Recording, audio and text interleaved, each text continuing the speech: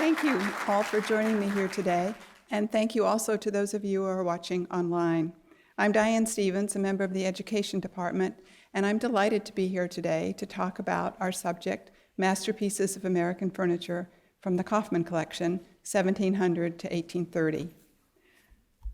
The Kaufman Collection of American Furniture was installed in the center galleries on the ground floor of the West Building in October of 2012, almost 7 years ago. In that time, it's made a tremendous difference to the opportunity to see decorative arts in Washington. The White House and the State Department have fabulous collections of American furniture, but they're not very easy to get to see. And here at the National Gallery, you can walk in any day of the week and see just incredible examples of colonial and pre-revolutionary American furniture. So that's been great for Washington. Here at the National Gallery, the Kaufman Collection has also transformed our decorative arts collection, which previously consisted of about 500 objects, mainly Chinese porcelains, and almost all from the Widener collection. So it has also transformed our American collection, I think, because I consider American furniture to be the first great American art form. So here at the gallery, it's been wonderful to have the Kaufman furniture. But furniture has a practical side as well as an aesthetic side. So it combines aesthetics with use. People live their lives around the furniture. They sit on it, they eat on it, they store their belongings in it. It's an indicator of taste, wealth, and status. So I like to think about the people involved with the furniture, the owners and the makers, and what their world was like. So we'll talk about that a little bit today. But before we look at the furniture specifically, let me tell you a little bit about how this collection came to be. In this image, you see some of the furniture before it came to the gallery and its previous life in the beautiful Kaufman home. Natives of Norfolk, Virginia, George and Linda Kaufman began collecting in the late 1950s. While George was studying for his master's degree at the University of Virginia, they bought furniture to furnish their apartment in Charlottesville, perhaps influenced by the collection of art and antiques brought together by Linda's parents, Elise and Henry Clay Hofheimer II. Their first purchase was a Massachusetts Queen Anne high chest that George bought at Israel Sack in New York when he popped into the shop to get out of the rain. That was truly serendipity. But by the early 70s, George and Linda Kaufman's collecting had become much more intentional. Their interest and commitment had grown, and they honed their connoisseurship by visiting important collections at Winterthur, the Metropolitan Museum, Yale, and other places. As Linda said in 2002, when accepting the 10th Henry Francis Dupont Award for Decorative Arts and Architecture, collecting was such fun for us. We never played golf or tennis, never had a boat, and rarely traveled except to New York for auctions. We just loved chasing old wood.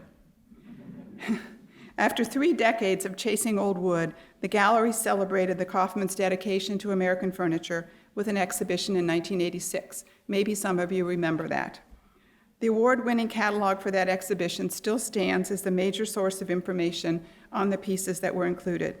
And perhaps it was at this time that the seed was planted in the Kaufman's minds that their collection, which had been for them a labor of love, might ultimately be something to be shared with the nation. After the 1986 exhibition at the gallery, George and Linda continued to collect.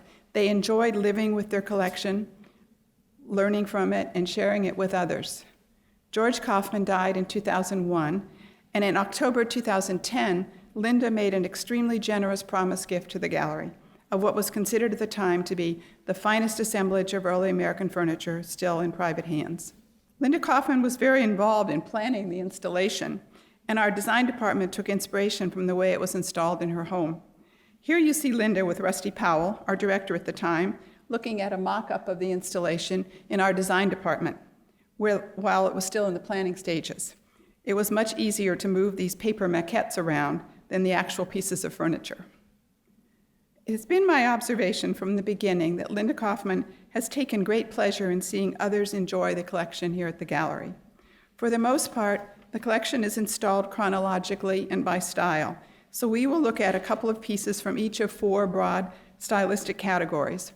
Early and late Baroque, which many people know as William and Mary and Queen Anne styles, the Rococo or Chippendale, the early Classical or Federal style, and lastly, the late Classical or Empire style. We'll begin in early 18th century Boston with the earliest piece in the installation. Almost from the beginning, furniture making was an important industry in the colonies. The cost of importing furniture was high, and there was a plentiful supply of really high-quality local wood. Also, large numbers of craftsmen and artisans arrived from England, and to a lesser extent from other European countries, with the training and the skills necessary to meet the needs of the colonial purchasers. This dressing table, or lowboy, made in Boston between 1700 and 1730, is an example of the new European Baroque taste that traveled up the continent to the lowlands and then to England under Charles II, and eventually under William and Mary. Thus, it was called the William and Mary style. The style first became popular in the colonies at the very end of the reign of William and Mary, so many historians think it makes more sense to refer to the style as early Baroque, referring to the movement in the form. Think of what is meant by Baroque in relation to paintings and sculpture and architecture, and then apply that to this piece, and I think you'll see an exaggerated sense of motion in the ogival curves of the skirt, and in the stretchers, and then those exuberance in those trumpet feet, trumpet legs with the balls. I think you can see why this piece has a lot of movement and is considered a Baroque piece. Notice the ball feet and the trumpet-shaped legs with additional balls.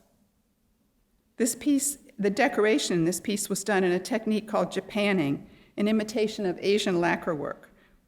The extent of the decoration is extraordinary. It covers almost every available surface. The tabletop contains the largest Japan picture known in American furniture. The 18th century in Europe and its colonies had a craze for all things Asian: porcelain, silk, tea, and lacquer was very expensive.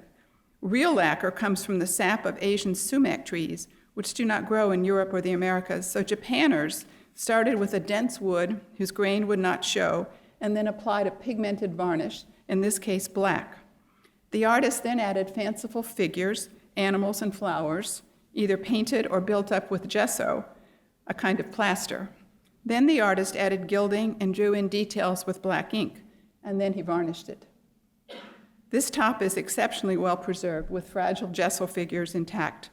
The elaborate hunt scene that we see here is Asian in style, but it tells a story that we all know of hunters with big, large bow and arrows and hunters on horseback pursuing a mythical beast in a landscape of flowers and trees.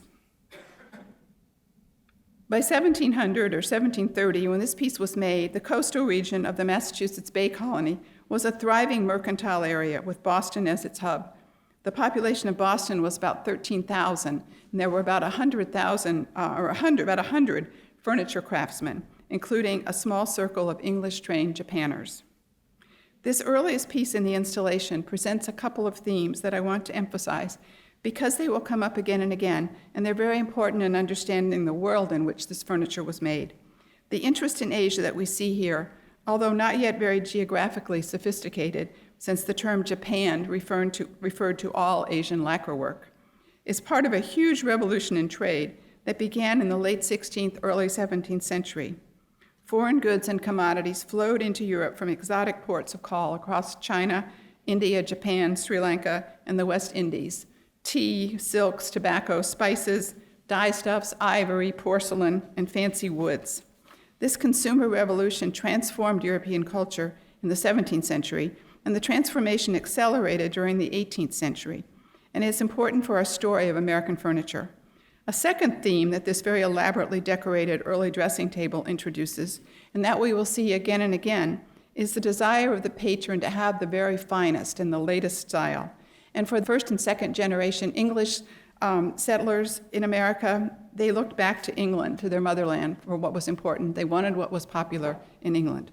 A third related theme that we will see play out is that, like the 18th century American paintings in our collection, American furniture demonstrates the importation, adaptation, and transformation of inherited European art forms, reflecting European ideas while changing them into an idiom suited to the American context.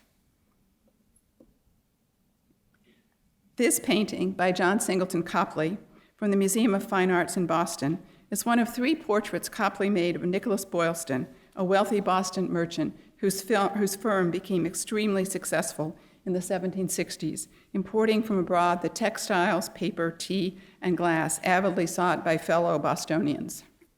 Boylston favored vivid flowing tunics. This is called a banyan, and colorful skull caps over homespun or more monochromatic fabrics. I'm sure this was all available because he was in the import business. In fact, he valued his clothing so highly that it was one of the first things to be dispersed in his will. He was clearly partaking in the consumer revolution. And you can see he's sitting on a chair, a Chippendale chair, the very latest style in the 1760s, and he has his arm resting on his ledgers. When the notably frugal John Adams dined at Boylston's very elegant home in 1766, he described its sumptuous interiors as fit for a nobleman, a prince, and he was astounded to learn that the furniture alone cost £1,000 sterling. I wonder if Boylston owned a Japan chest or dressing table. Or perhaps John Adams saw something like this in Nicholas Boylston's home, an appropriate place to store his valuable wardrobe. This is a quintessential Queen Anne, Massachusetts highboy or high chest, now considered late Baroque in style. The situation is the same as with William and Mary. By the time the Queen Anne style reached the colonies, Queen Anne had died. This chest has every possible refinement, making it very clear that the patron was interested in the finest quality and the highest style. Think about the way one would acquire a piece like this. You didn't go to a showroom and pick it out. Instead, you went to a craftsman and told him what you wanted. You talked about the practical aspects that were important to you and the embellishments that you wanted, and perhaps some that you didn't care about. The patron in this case wanted everything. You can notice the decorative book-marched walnut veneer drawer fronts. Book matching is a way of matching the panels of Vermeer so that they mirror each other as if you were opening a book. So you see that on each drawer front, there are two pieces of Vermeer that match, that mirror each other. On this piece, you can also see the pilasters that run up and down on either side of the upper case. You notice the cross banding and the stringing around the drawers. And I don't know how well you can see them, but they're compass stars up here at the top. That when you see the piece in person, you'll notice them. It has every option, and like the Japan dressing table we just saw, the same level of decoration extends to the sides of both upper and lower cases. So they are cross-banded, outlined in stringing, and inset with compass stars on the upper and lower case on each side. So nothing is missing on this piece. The carved shells are carved into the pine, the white pine of the drawer. Remember, the fronts of the drawers are vermeered with walnut. So that the shells are carved in and then gilded. Mrs. Kaufman said that when she bought this piece, the shells had radiator paint on them. So she had them regilded. Radiator paint makes me think of Rust-Oleum, I'm not sure. But they've been regilded. The brasses on this piece are old but not original. And when you go into the gallery to look at it, you'll notice the shadows from the old brasses are still there. This is a good place to remember that even at this early date, when all furniture was bespoke and done by hand, furniture making was an industry. Early account books record charges for each of the decorations seen here, evidence of a very sophisticated trade in component parts and specialized labor. This Boston side table has an interesting story. It's one of the pieces that the Kaufmans acquired after the exhibition in 1986.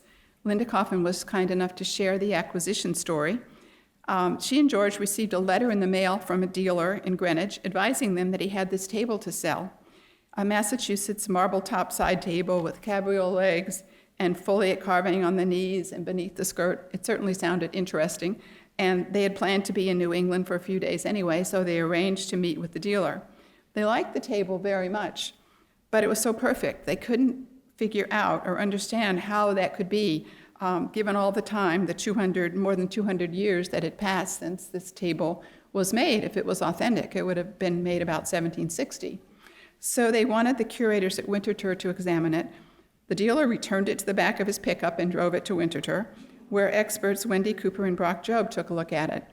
Again, the condition seemed too good to be true, but they found a clue, a small sticker on the underside of the table that said Seaver, and it rang a bell. It turns out that a 1947 article in the magazine Antiques on the Seaver home shows this 1900 photo of the front hall of the William Seaver home in Kingston, Massachusetts. And you can see the table on the far right of the photograph. And it turns out that table was in the Seaver home in Kingston, Massachusetts, from the time it was made in about 1760 until the house was, the contents of the home were sold at auction in 1951. So that explains why it was in such good condition. It hadn't been moved. Boston had reached its zenith by the 1730s, and the balance of population and power began to shift toward Philadelphia, another major center of colonial life. By 1760, Philadelphia had fully eclipsed Boston as the leading city in the colonies in wealth, fashion, and power. As in Boston, and perhaps even more so, the prevailing taste in Philadelphia was still oriented toward England. This Philadelphia desk and bookcase is probably the rarest and most significant piece in the collection, and that's why it serves as the frontispiece to the installation. It's a clear example of looking back toward England, which was facilitated for American cabinet makers by the publication of several how-to style directories. Here you can compare this piece with plate 78 from Thomas Chippendale's Gentleman and Cabinet Makers Directory, published in London in 1754. We know it was available in the colonies. We know that the cabinet maker Thomas Affleck in Philadelphia had a copy of it, and it was also in the library. The Library Company of Philadelphia had copies of it. Chippendale's designs were rarely copied directly in the colonies, and you can see this isn't a direct reproduction of the design, but it's close, especially for the bottom part for the desk part of the piece. Chippendale often gave two options, and you can see that in the drawing. There's a elaborate side in the bottom piece of the case, and a more simpler version. And in this case, the craftsman he made his own version, but he also made the piece much more elaborate by carving the moldings. And he went much further using carved moldings. You can see the deeply carved frieze, the top with the bold rosettes, and I'll show you a detail in a moment. Gives you a better view. Notice the pilasters going up the side and the center of the upper part of the case. The Rococo aesthetic of the 18th century favored light, especially complex reflections of light. Imagine this piece with the mirrored doors in candlelight. The mirrored doors also protect the contents of the bookcase. Now, I feel like I should apologize to this piece of furniture in a way for showing you this photo. This grand old lady of furniture is not prepared for showing. She's in the midst of being moved. But here you see the interior, and I wanted to show you what the interior looks like, since in the galleries you don't have that opportunity to see it. It's an incredibly beautiful interior. Notice the carved shells on the top drawers across the top.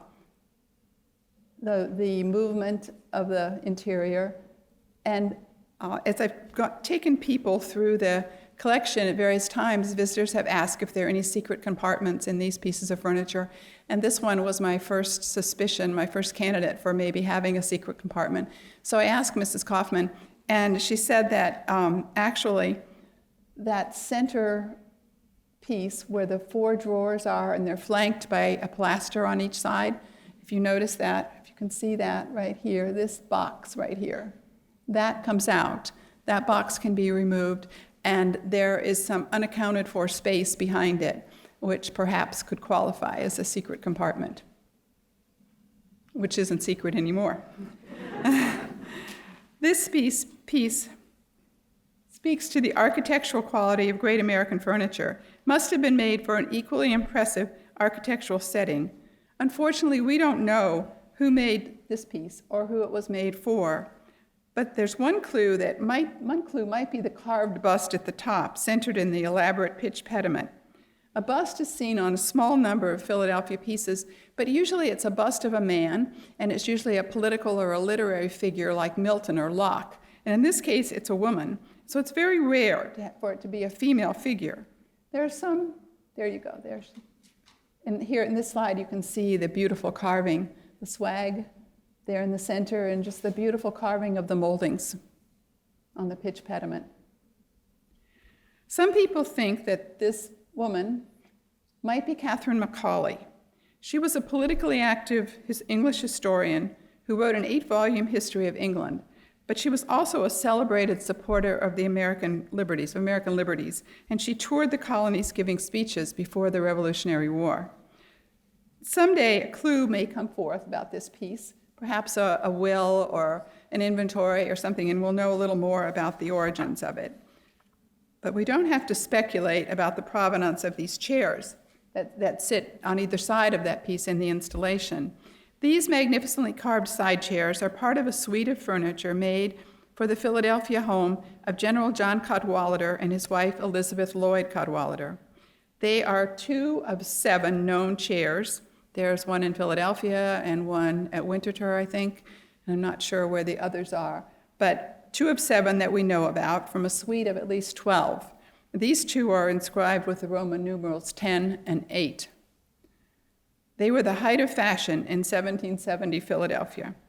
In their ample proportions, saddle seat, and scalloped skirts, these chairs, like the desk bookcase we just saw, reflect the designs of Thomas Chippendale, specifically his ribbon-back chairs. But in their enthusiastic, naturalistic carving, they are totally Philadelphia. This is a portrait that belongs to the Philadelphia Museum of Art, and it's by Charles Willson Peale. It's a portrait of John and Elizabeth Lloyd Cadwalader and their daughter Anne, painted in about 1772. John Cadwalader inherited money from his mother's side, the Lamberts, and in 1768 he married Elizabeth Lloyd of Y Plantation. Her father was the wealthiest planter on Maryland's eastern shore. John and Elizabeth bought a rather plain house on fashionable 2nd Street in Philadelphia, and they spent more on the architectural renovation and embellishment than on the house itself. At the same time, they commissioned Charles Willson Peale, Philadelphia's preeminent painter, to paint the family portraits. And as you can see, Peale included furniture in the portrait. The little Anne is sitting on a table, which is a card table, that was part of the suite of furniture that included our chairs. So that card table is in the Philadelphia Museum. And in this portrait, also by Peale in the Philadelphia Museum,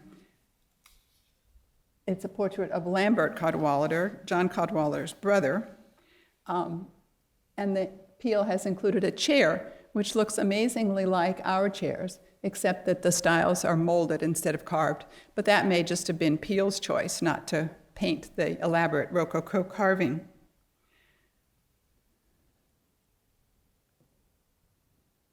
Notice the hairy paw feet, typical of the Cadwalader Commission on these chairs. Philadelphia was the foremost stylistic center in North America at the time. It had eclipsed Boston, and English cabinet makers were now choosing to come to Philadelphia. Rather than call this style after an English designer, however, rather than call it Chippendale, some people prefer to call it Rococo. Unlike the Baroque styles of William and Mary and Queen Anne, here the surface decoration of the carving does more than just enhance the form. It begins to eclipse the form. The carving begins to take over in its enthusiasm, and which is typical of the Rococo. It's a very naturalistic carving. The Cadwalader furniture and house were a collaborative effort between Philadelphia's finest cabinet makers and carvers, the highest achievement of Philadelphia Rococo furniture. The chairs have long been thought to be by Thomas Affleck or Benjamin Randolph, perhaps with carving by Martin Hugues, Nicholas Bernard, or James Reynolds, and you'll hear those names again. Unfortunately, General Cadwalader died in 1786, and his household was dispersed. But the Powells and the Cadwaladers were neighbors on 2nd Street, and this period room presentation at the Philadelphia Museum of Art gives you an idea of what their home may have looked like. It has architectural features from the Powell house, and it has the Cadwalader paintings and furniture.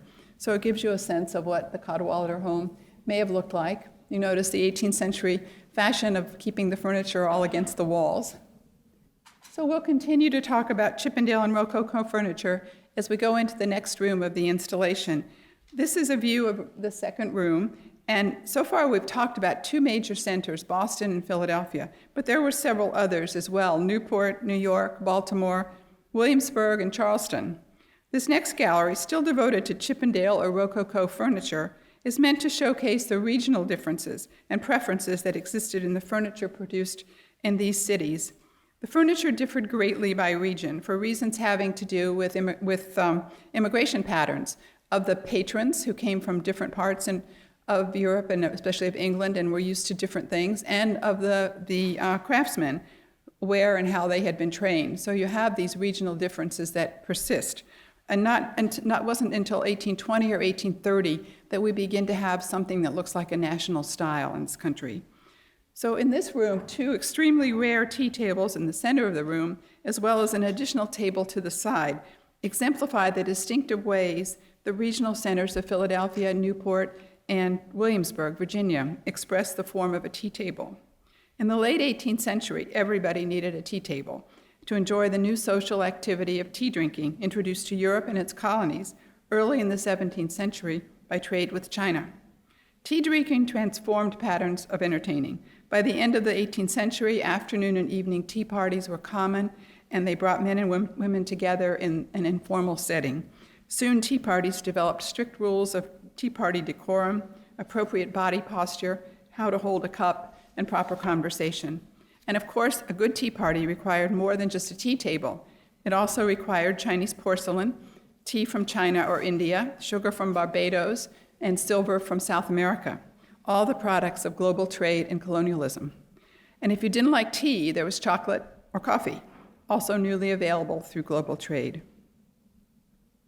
This Williamsburg tea table, most scholarship in the history of American furniture has focused on New England, New York, and the Mid-Atlantic areas, but great pieces of furniture were also made in the South, with Charleston and Williamsburg being the major centers. The Kaufmans added Southern pieces to their collection whenever possible. This table from Williamsburg is very English in style. Called a china table in the 18th century, it has a pierced gallery to hold a porcelain tea service from China, and the design reflects the period's great interest in things Chinese.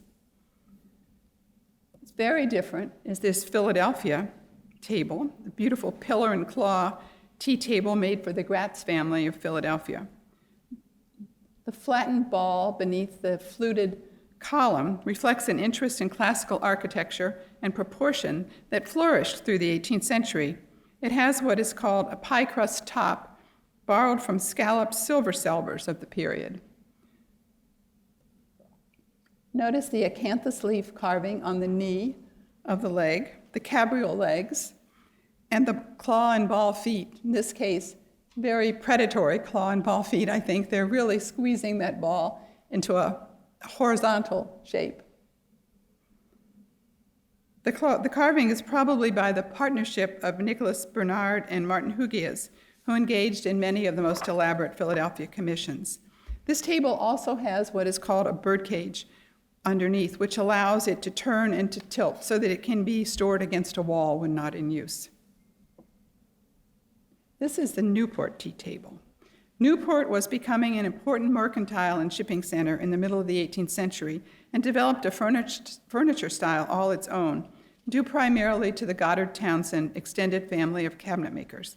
This table is attributed to John Townsend. It's a rare example of a Newport tea table. There are only a few of them known. It's a totally American form, not as reliant on English precedents as the other two we have seen. Notice how solid and simple it seems. The curves of the skirt spread out like a wave of polished mahogany, following the leading edge of the knee. The intaglio carving on the knee, which you can see in person better than on this slide, is so crisp and fine, facilitated by the tight grain of the mahogany, but it doesn't overtake the knee or the beautiful line of the cabriole leg. It just emphasizes it.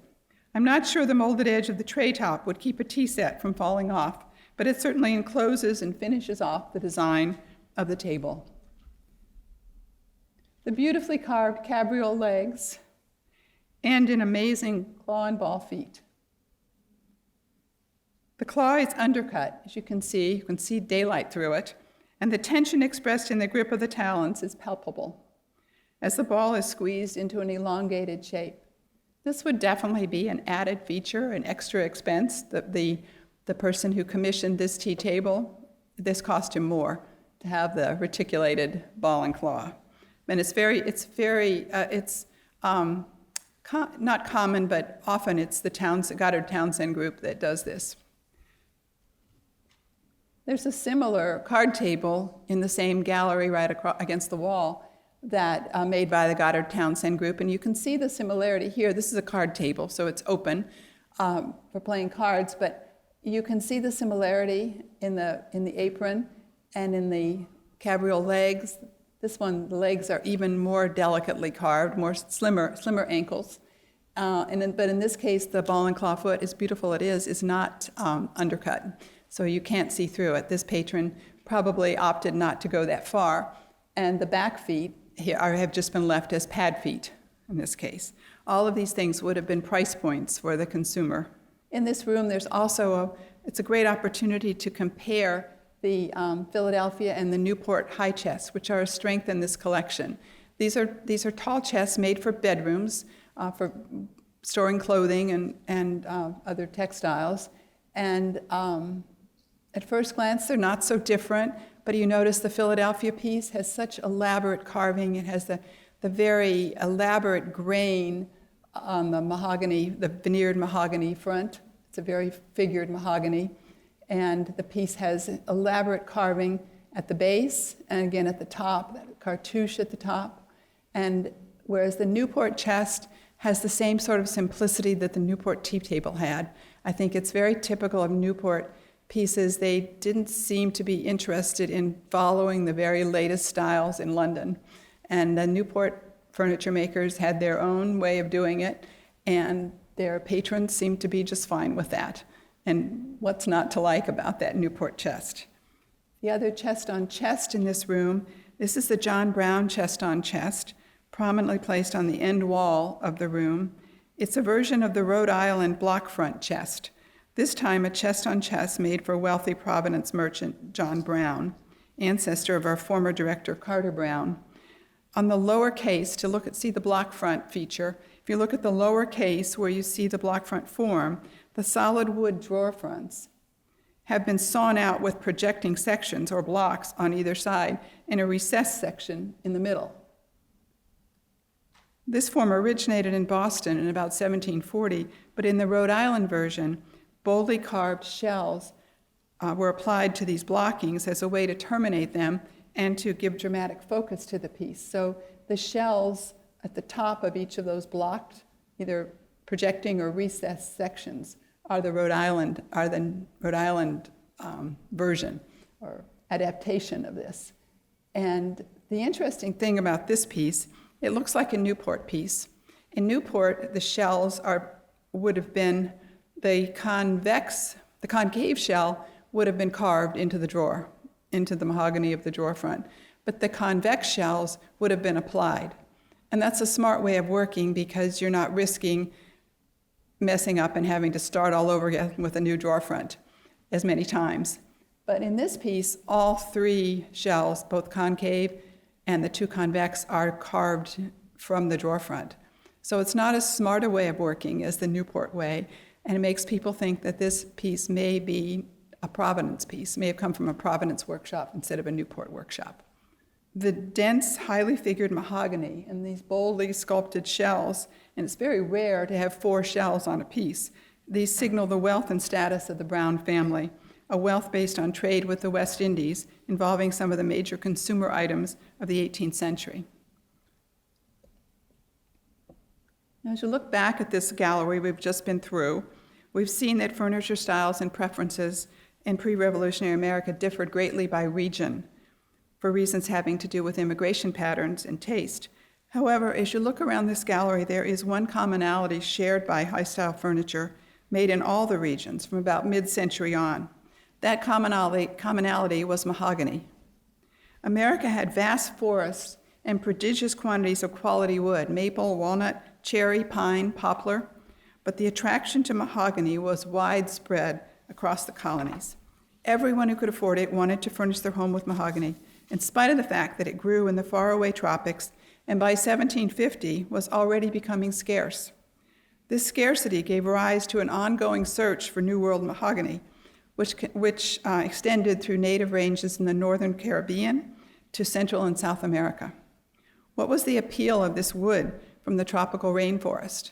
Well, there were several things that made it appealing. It was extraordinarily durable, versatile, and attractive. It was especially solid and fine grain, which made it hard, heavy, strong, and good for carving. It was warp-resistant, stable, and relatively impenetrable to insects. It was found in a surprising array of colors, depending on the chemical composition of the soil, and we've seen that array of colors, I think. It had a beautiful grain pattern, sometimes reminiscent of moire silk. So perhaps even more important than all of these things was the fact that when the rough wood was finished and polished, it resulted in a satiny, smooth texture with a shiny, reflective surface. As Jennifer Anderson points out in her book called Mahogany, these properties of mahogany coincided with 18th century concepts of beauty, gentility, and refinement. Mahogany objects became metaphors for the polish and refinement so dear to the 18th century. A polished environment went hand in hand with polished manners. And here we see from our collection, I mentioned that the Rococo aesthetic favored light and mahogany, especially complex reflections of light, and mahogany, the polished surface of a mahogany table is very good at reflecting light. Here you see two paintings by Gilbert Stuart, one Captain Joseph Anthony that hangs with the furniture, and the other one is Catherine Brass Yates that hangs upstairs. In both, I think you see the polished surface of his mahogany table. You see his brass buttons, the polished brass buttons, the brass nails on her chair, and more than anything, you see the polished, light reflective surface of her satin gown, and even the needle with a pearl on the tip that she holds in her hand. All of these things reflect light. It's just an example of the polish and refinement of the 18th century. There were less glamorous aspects of this fascination with mahogany and its trade, which involved increased exploitation of slave labor and widespread deforestation of huge native stands of trees. The age of mahogany was all part of the broader consumer revolution that I mentioned earlier.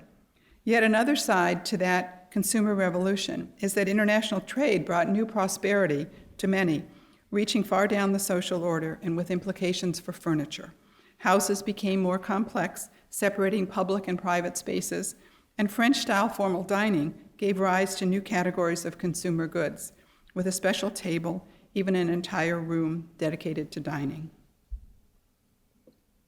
So going into the next gallery, the Central Gallery, this room introduces the dramatic change in style and life that occurred soon after the American Revolution, or more accurately after the adoption of the Constitution in 1788, when we became a united country. It reflects a revolution in taste that took place in London about 1760 that put Chippendale out of fashion in favor of the work inspired by the Scottish architects Robert and James Adam, known as the Adam style. Mid-18th century archaeological excavations at Herculaneum and Pompeii spurred the beginnings of a classical revival, grounded in the Renaissance interest in the classical world, but newly invigorated by recently discovered classical ruins. If you do the math, you can see that some of the Philadelphia Rococo pieces that we just talked about, made about 1760, 1770, were out of style in England almost before they were made here. There was definitely a time lag between England and the colonies, and the Revolutionary War further slowed the American rejection of the Rococo in favor of this new early classical style. Some aspects of the new classical taste trickled through, primarily in small objects, and I can show you this example from our collection that just recently went on view. Paul Revere teapot came from the Corcoran collection to the gallery, and this is a more of a classical version of a teapot than he had formerly been making. His earlier teapots were apple-shaped or pear-shaped, and now he's picked up on this oval shape related to the new classical revival, and he's shown these patterns of swags across it. So, but the new style became popular in America overall almost immediately after the Revolution and the adoption of almost immediately after the adoption of the Constitution. We were a new nation then, receptive to new ideas and looking for a new national style. In America, this early classical style is also called the Federal style. It was characterized by light and linear shapes, with shimmering veneers and inlays replacing carved Rococo ornament, and a predilection for geometric shapes also. In this period, houses become more complex, and people begin to have rooms dedicated to dining, making it necessary to have a dining table. Mrs. Kaufman's parents acquired this table by John Townsend. Remember him from the sculptural Newport tea table we looked at with the reticulated claw and ball feet? Here, Townsend is stepping up to this new classical style, involving veneers and inlay, and a breathtaking expanse of polished mahogany. The focal point at the end of the room, you can see, is a brilliantly veneered mahogany sideboard, inlaid with drapery swags, ovals, urns, and bellflowers, truly the vocabulary of early classical inlay. The sideboard was a relatively new form in the early Republic, used to hold the accoutrements of dining. This one retains the label of New York cabinet makers William Mills and Simeon Deming of New York. It says, the label says, Mills and Deming, number 374 Queen Street, 2 doors above the Friends Meeting, New York. Makes and sells all kinds of cabinet furniture and chairs after the most modern fashions at reasonable terms. This sideboard was made for Oliver Wolcott Jr. or Sr., we're not sure which one. Both were governors of Connecticut. Sr. was the signer of the Declaration of Independence, and Jr. was the first Secretary of the Treasury. So these were prominent owners. The entire facade of this piece is veneered in vertical panels of crotch mahogany, book-matched on the doors. It's an amazing piece of work. Exuberant inlay. The inlay is satin wood, and you can see the swag, also some holly, and you can see the drapery swags on the doors that are caught up in a urn, a classical urn, and then there are fans in the corner of every door and drawer. You see the swag across the central drawer that is caught up in the escutcheon for the keyhole, and the oval panels on either side of the central doors. It's just an amazing piece of work. And I came across a picture of this sideboard on the cover of Antiques Magazine from about, maybe 1928 or something, way before the Kaufman started collecting. This was considered an important piece. As you probably noticed, these galleries are like a who's who of American 18th century furniture makers and carvers. We've seen work from the Goddard Townsend Group in Newport, including this banquet table. The sideboard is by Mills and Deming of New York. The Cadwallader chairs are thought to be by Thomas Affleck of Philadelphia. The Philadelphia tea table has carving by Nicholas Bernard and Martin Hugues. And now we're going to look at 2 tambour desks made in Boston by English immigrant craftsmen John and Thomas Seymour. John Seymour they are father and son. John Seymour came from Boston, from England to Maine in 1785 and moved to Boston in 1794. Thomas was his son. While in England, John had no doubt seen Adams-style furniture. Tambour desks like these, though, are distinctly American, specifically Boston, and the best of them are made by the Seymours. They're based to some extent on smaller English and French writing tables, typically made for ladies, but we have no indication that these tambour desks were made for ladies.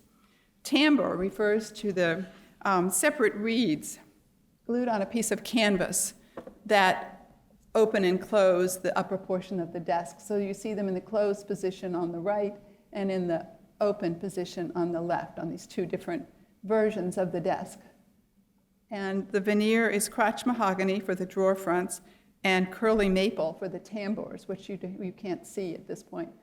The inside is robin's egg blue. Notice the little ivory pulls on the tambour door front. The slender legs with inlay going down the legs.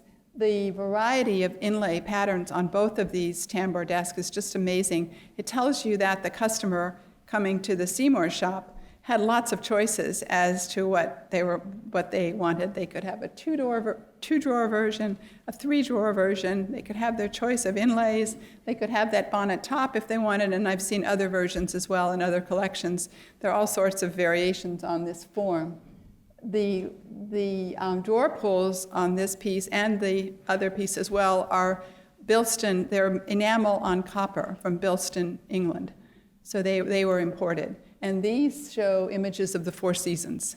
So they're the only round elements on this piece, but they give it great emphasis. This card table is also from Boston and also by the Seymours. It's just the epitome of a Federal-style card table. It's very light and linear, perfect Federal-style piece. Card games were very popular in America, so like tea tables, card tables became a required piece of furniture. And for some reason, they were almost always made in pairs. People played whist and loo. Whist, I think, is a predecessor to contract bridge. I don't really know how you play it. This card table is an early Kaufman piece, and after they had owned it for a while, its mate appeared on Antiques Roadshow in the 1990s. The mate was not in great condition, and the Kaufmans decided not to try to acquire it. But you can go Google and read all about it. It's kind of interesting. It's another piece with a label on the inside of the apron. John Seymour and Son Cabinet Makers, Creek Square, Boston. The skirt of this piece is veneered in a single piece of straight-grained mahogany veneer across the whole front of the apron or the skirt, which emphasizes the shape, the demi-lune shape of the piece. And the inlay is extremely delicate. You can see the husks get larger as the swag drops down, and then they come up, they get smaller as they come up, and they're tied in a very delicate bow at the top of the legs there, at the very top of the apron. And then the husks that descend down the leg, they get larger on the apron, and then they begin to get smaller as they go down the leg. And they descend within a strip of I think it's curly maple. Another Philadelphia, that we've been in Boston and now moving to Philadelphia. This is a Philadelphia card table made out of satinwood. It's another piece that the Kaufmans actually purchased and then discovered that it does have a signature on it. The signature it's signed in pencil underneath Robert McGuffin, 1807. So they didn't discover that till after they owned it. But it's a kidney-shaped piece that's very common in Philadelphia, but incredible inlay work on this. And the main wood is satinwood, which is even more exotic than mahogany. And then mahogany is used for some of the inlay pieces, as well as ebony and a variety of other very exotic woods. It's another instance of global trade in exotic woods. And also, dated 1807, this piece gives you an inkling of what's going to happen, the approaching end to the rule of mahogany. With the turn of the century, change is ahead in a number of ways.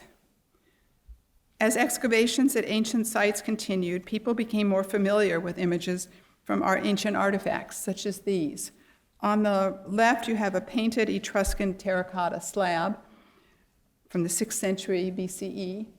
And on the right, you have a painting from a Greek vase showing a soldier's wife seated on a chair. This chair is called a klysmos chair, and you'll see it again. But looking at the painted Etruscan terracotta slab, the chair there is an example of cross-stretchered seating, or a curule chair. And that is picked up toward the end of the century and the beginning of the 19th century. Furniture makers looking at these images that they're learning about from classical excavations. So the new classical interest for the early one, based on the atoms, was kind of a generalized classicizing interest. But now people have more knowledge. They've seen actual objects coming from the excavations. So they have a much more archaeological interest in classicism. And you begin to see this cross-stretchered chair become popular, and the lyre motif, also from classical images. And in this case, this is a Duncan Phyfe style chair. The lyre motif has a strong association with Duncan Phyfe. And notice the beautifully carved tablet on this chair too, which is hard for you to see and hear, but you would see it in the gallery. Carving is back. We went through the last gallery and all we saw was inlay, beautiful inlay, but carving had gone away with the Chippendale, but now all of a sudden carving is in fashion again, and you'll see it more and more as we go into the last gallery. This is the final gallery, and you notice the bold and curvilinear look. There are lots of round shapes. There's some carving. It's very different from the Federal Gallery, where everything is so elegant and linear. What had begun as a generalized classical revival with a light and linear style, in the spirit of classicism but without the details, became in the early years of the 19th century a more robust and curvilinear style, informed by two factors. One, a more specific understanding of archaeological findings, and finally, a turn away from England toward Napoleonic France. That's critical. The focal point in the center of this room is one of the finest Italian marble top center tables. This was a novelty at the time when people were accustomed to furniture being placed along the walls. The center table is one of a pair commissioned by Edward Coleman, who in 1825 inherited a huge amount of money from his father, the very wealthy owner of the Elizabeth Furnace in Lancaster, Pennsylvania. He had made a lot of money on supplying ammunition for the Revolutionary War. Ed Coleman moved to Philadelphia and bought the Lippincott House on Mulberry Street, now Arch. He went abroad to shop in 1827 and purchased 2 sample tops in Italy. Upon his return to Philadelphia, that's a sample top, that marble piece that has so many different types of marble in it. Upon his return to Philadelphia, he commissioned French immigrant cabinet maker Anthony Querville to create a frame for these tops to make center tables for his 2 parlors. Querville rejected the light and linear earlier style, and instead he used exuberant curvilinear shapes. This table has 5 scrolled legs with strong paw feet. It has carved grapevines and acanthus leaves on the legs, but very different from the acanthus leaves we saw on the Philadelphia tea table. And it has an unusual 3-dimensional star-shaped stretcher. I like to compare it to this painting of Napoleon's study. Looking at Napoleon's desk, you see a similarity in the foot to the feet on the round top table, the sample top table. You can see Anthony Querville, coming from France, maybe had seen this, or this was just a stylistic feature that became popular, looking toward Napoleonic France now. And that's why this is called the Empire style, as well as the late classical style. The wood here is still mahogany, but it's coated with materials to imitate ancient bronze in places. It's kind of blackened. Another piece that I love in this late classical or Empire gallery is this Grecian couch. Baltimore was a major furniture center that we haven't yet talked about. Following the Revolution, Baltimore was in its heyday.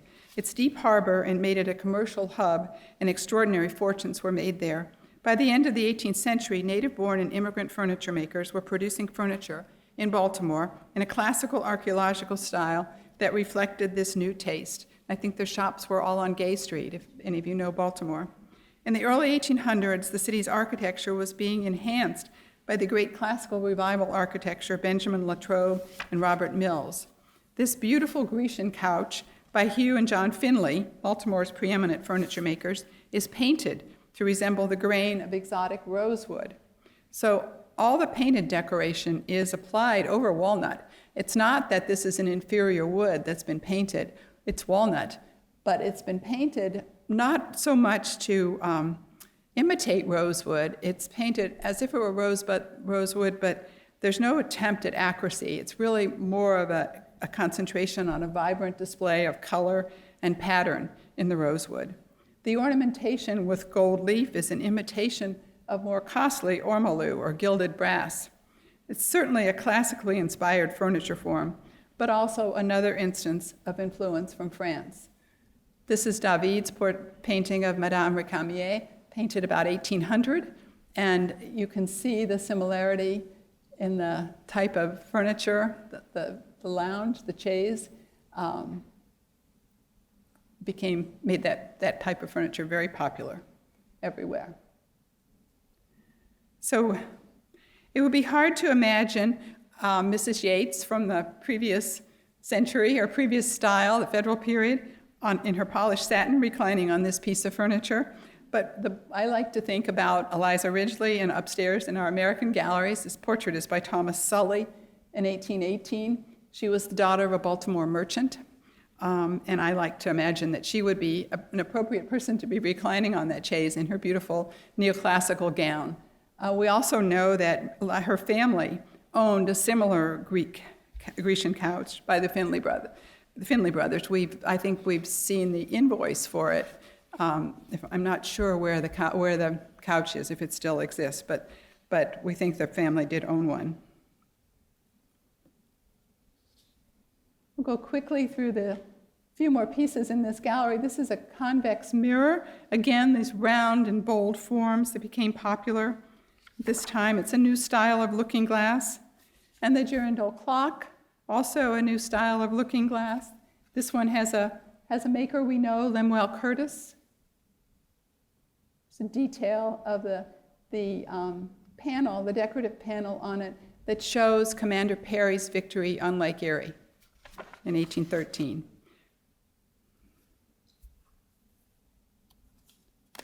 Now, we saw the Klizmos chair in those images from classical Greece and Rome, and I told you to hold on to that image of the Klizmos chair. And here you go. This chair becomes the most popular style of chair in the Empire style in the early part of the 19th century. And in this the gallery here, the Empire Gallery, every chair in there is a Klizmos style chair, with the exception of one.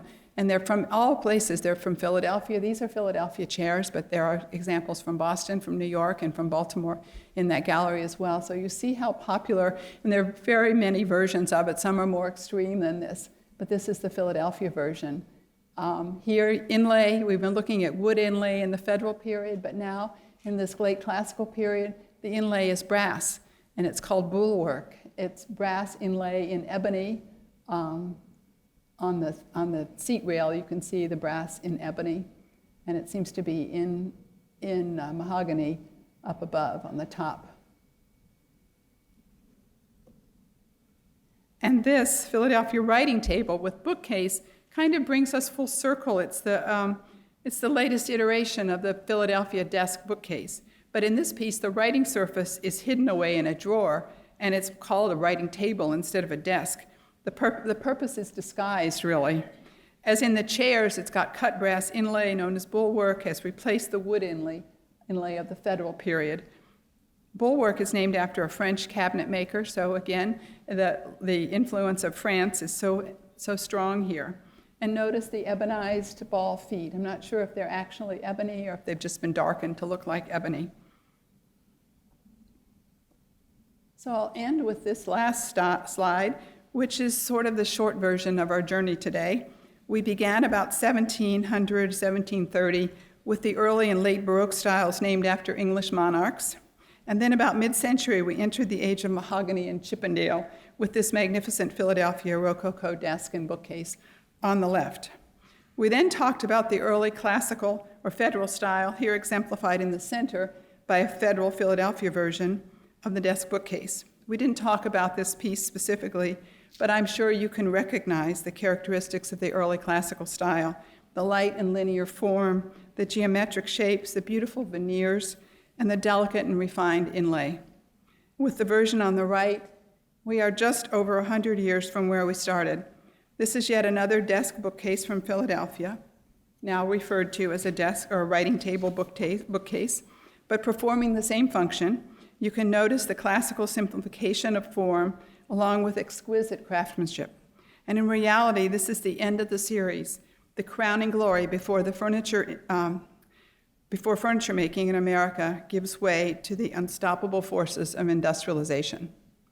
So thank you all for coming today. I hope you'll go into the galleries to appreciate the physical beauty and presence of these pieces I've talked about, as well as the many others we didn't get to.